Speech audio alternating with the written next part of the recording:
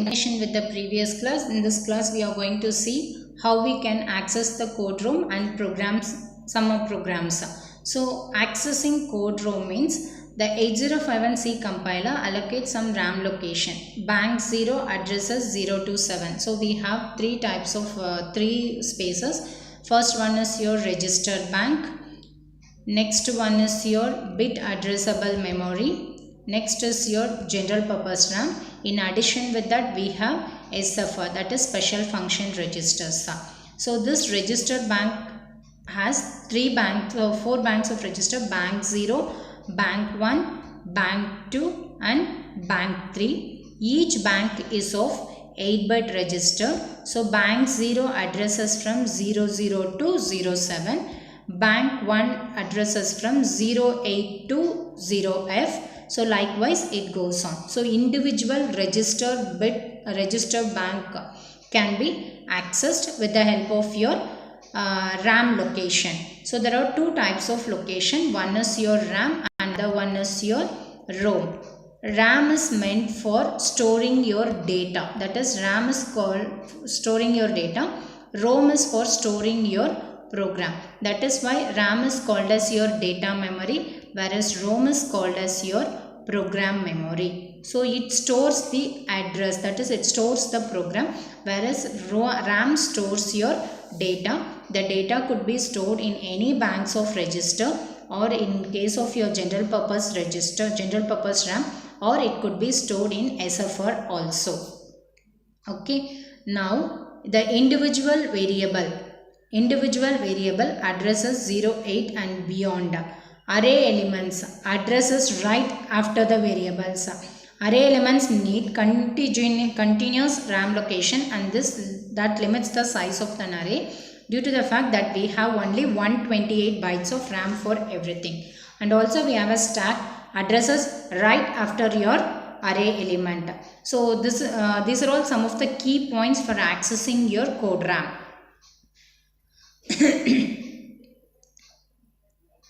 Next is your program. So we will solve some programs under this. Compile and single step for the following program on your 8051 simulator. Examine the content of 128 byte RAM space to locate an ASCII value. For example, reg51.h. I need to compile this particular program in 8051 simulator. Then I need to examine the content of 128 byte of RAM space. So here, first, to access all 8051 library function, I need to give a header file #include reg51.h.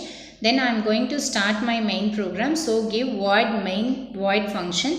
As it is not going to return any value, we are going to give the function as void unsigned char mynum. So why I am going to give unsigned char in the sense, if unsigned char can be utilized wherever you wanted to send an ASCII character or wherever you wanted to have a counter application. Here they have told examine the content of 128 byte RAM space to locate ASCII value. So since it is going to contain the ASCII value, I am going to use the data type unsigned char. Mynum is your array variable. I will not, here I am not going to specify the array size.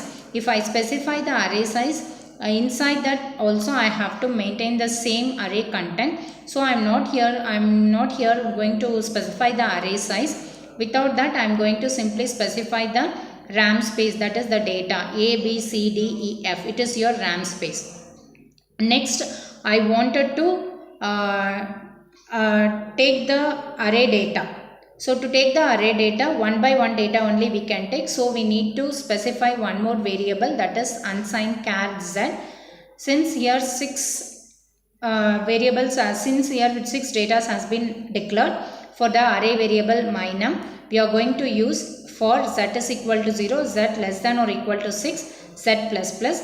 I am going to transfer my byte of data to port 1. So port 1 is equal to mynum of 0. For example, if z is equal to 0, then port 1 is going to be mynum of 0, where A will be transferred to your port 1.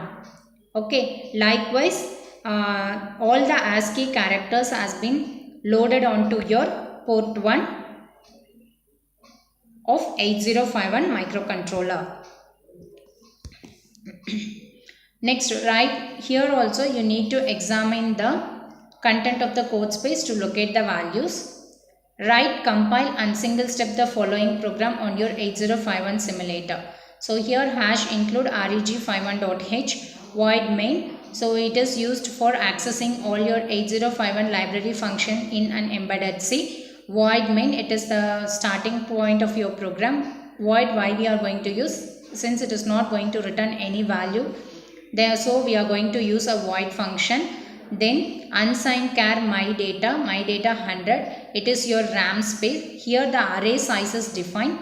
So array name is my data. So inside that array it is possible for us to store only 100 datas. Unsigned char x comma z is equal to 0. The initializing values of x is turned as 0. For x is equal to 0, x less than 100, x plus plus, z minus minus. So z minus minus in the sense 0 is given, so below 0. So my data is equal to my data of 0. So whatever we have 100 data, right? In that whatever data you have in 0th location, that will be given to your, that will be assigned as z. So p1 is equal to z. So whatever you have in z, that is moved on to your port 1. Next, accessing code ROM space. As we told, RAM is for storing your data. It is called as your data memory. ROM is to store your program. It is called as your program memory. 8051 or 8052 both are compatible. One of the new feature of 8052 was an extra 128 byte of RAM spaces. This extra 128 byte of RAM space helps the C compiler to manage its register and resources more efficiently. So we can compile the C programs of 8052 microcontroller. So in case of compiling your 8051 microcontroller, we will be using reg51.h. Suppose if I wanted to compile 8052 microcontroller programs in C, we have to use reg52.h. It is the header file to access all the library function of 8052 in an embedded C program. So while doing so, we have to choose the option of 8052 also while compiling the program. Then only it is possible for us to have the output. Otherwise, it is not possible for us to access this extra, because 8051, 8052 has extra additional 128 bytes of RAM space. In order to access this additional 128 bytes of RAM space, we need to utilize only 8051. Suppose if you give reg51.h and you are trying to access this 128 bytes of RAM space, means it is not possible for us to access. To access this additional 128 bytes of RAM space, we have to go look into for your correct microcontroller, and this is possible only in 8052. So we need to use the header file reg52.h. We'll have one more program. This program I guess we have already solved this one. Here my num of z, it is already solved.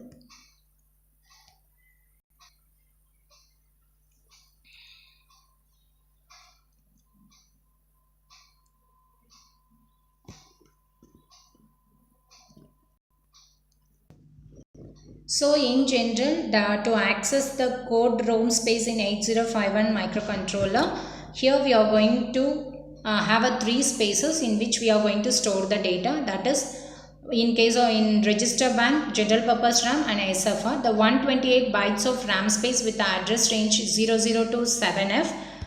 In 8052, it is 256 bytes. Why? Because it is having an additional 128 bytes of RAM space. So we can read or write this RAM space directly or indirectly using RO and RI registers, as we have seen earlier.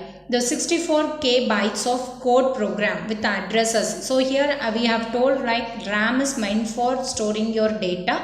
ROM is meant for storing your program. So here the 64K bytes of code, that is program space, with the address 0000 to FFFF. So this 64K bytes of on-chip ROM space is used for storing the program, and therefore it is directly under the control of the program counter. So we can use to access that external code memory, we can use the instruction movc.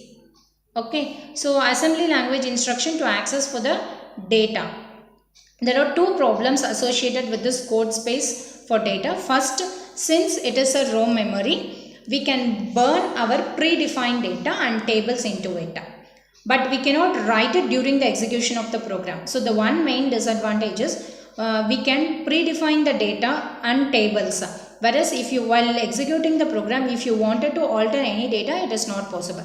The second problem that occurs in accessing your code spaces, we use for data, the less is left out for our program code. Suppose if we use that particular space for data, then the amount of space that is for storing your program will go less. These two drawbacks are there in case of your code space memory. Okay, thank you students.